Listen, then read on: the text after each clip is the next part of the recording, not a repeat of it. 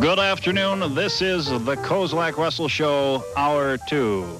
For 28-year-old Ruth Koscielak and 37-year-old Tim Russell, afternoons at WCCO-AM are filled with an assortment of features, from regular guest appearances by obscure celebrities.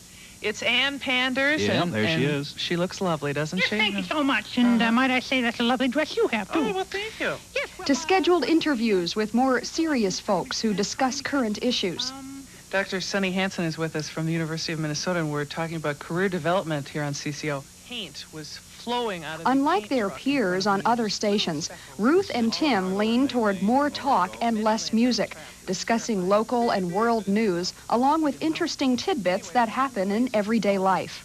And Ron has the best story I've ever heard. Brush with Highway Debris, Chapter 2. That's right. Now, The best is the freedom to really talk about whatever interests you, and not many stations will allow you to do that.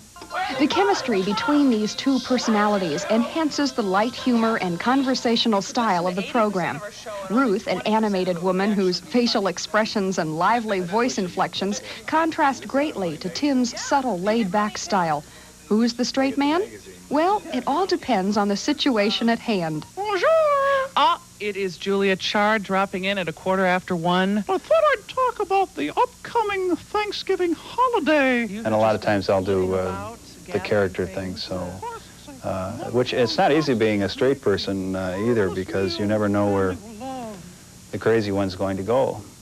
And you sort of have to ask the right question. And Yeah, that's true. And like when I'm doing it, I can tell by the expression of terror on your face that you have no idea where I'm going to go. Okay.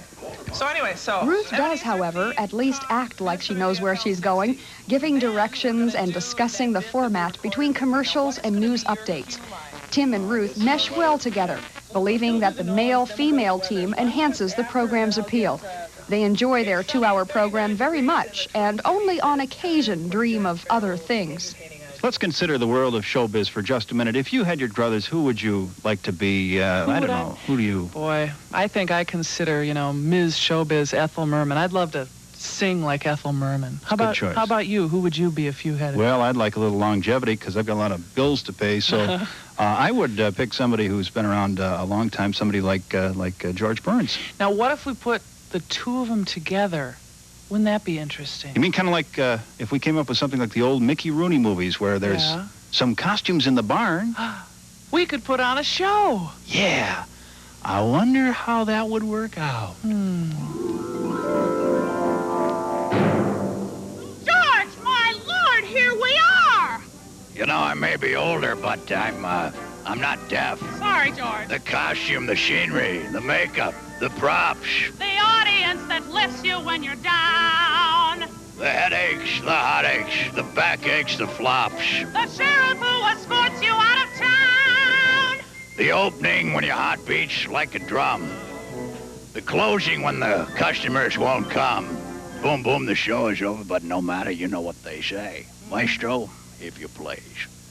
There's no business like show business, like no business I know.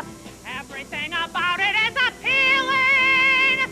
Everything the traffic will allow. Nowhere do you get that special feeling when you are stealing a second bow. There's no people like show people. They smile when they are low. Even in a turkey that you know will fold, you could be standing out in the cold. Still, you wouldn't trade it for a sack of gold. Let's Go on with that show.